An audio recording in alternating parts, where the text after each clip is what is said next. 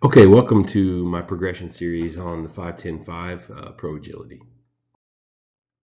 I think about, in the needs analysis, I think about basic movement and basic control. Can they control themselves in space? What kind of strength does the athlete possess? And what level are we really looking to do these pro agilities?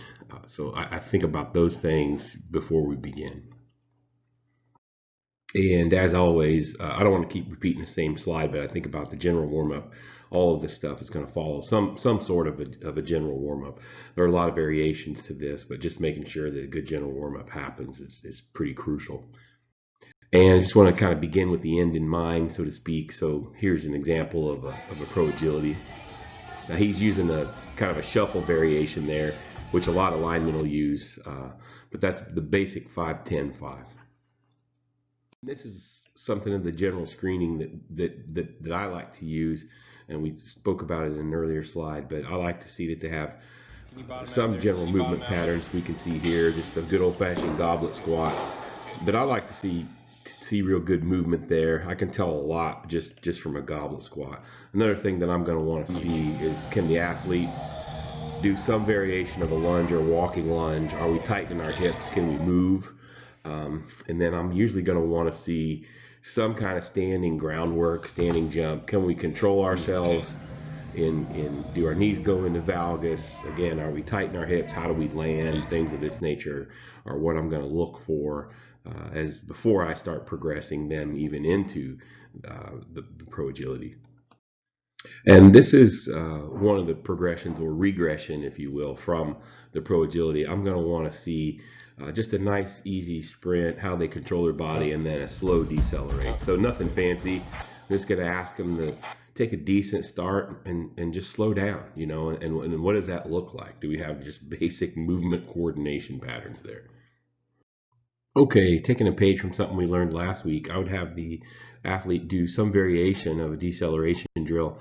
It doesn't have to be wide open 100%, but we could have them, kind of walk, jog this and see what he looks like from 5 yards out and 10 yards out, and just see how he controls himself. Because, one could argue this is one half of the pro agility drill, is how do we decelerate.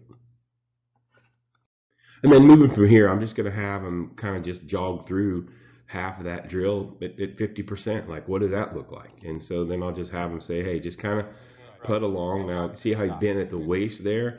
So, for me, I'm going to try to get that athlete to be a little more single leg and work good form there when he's turning, and just see what he looks like there with just some small variation of the drill. And assuming we look good up to this point, I'll probably just have them, I think it's important I have them watch someone that's really good at it. I think it goes underappreciated to have an athlete monkey see, monkey do, especially at youth age. So I'll have them just, stand up there and get in a big group, and, they kind of cheer each other on. It's kind of fun, but I have them just walk it, jog it a couple times through just to see what it looks like. But I always want them to have a good example in front of them. So left turns left. And just say, when we go right, we touch right. When we go left, we use the left hand. And so something pretty simple. And as you see, that's just so very little invasive. I mean, some people could argue that's a good place to start the drill right there. If you have a good athlete, I mean, do I need to do all those other things? I'm going to do them anyway, but do we really need to? Probably not. We can start them off at 25% of the drill, 50% of the drill, half the drill, and those things will work nicely. And here it is again, kind of in full speed. Not bad for a boxer. Okay.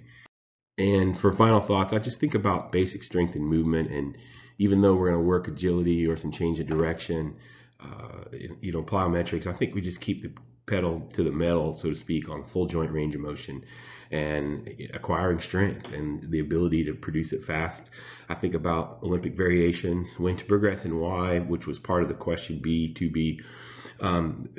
Really, it's all about control. So if I can control my body and keep my body out of bad positions, then I'm going to advance that movement. And if there's an upside to advancing the movement, sometimes we can do crazy things and it looks good on YouTube, but does it really help us, on the field or in the weight room? So I think about those things are reasons to progress and why. Okay, and that's our progression for the Pro Agility. Thanks.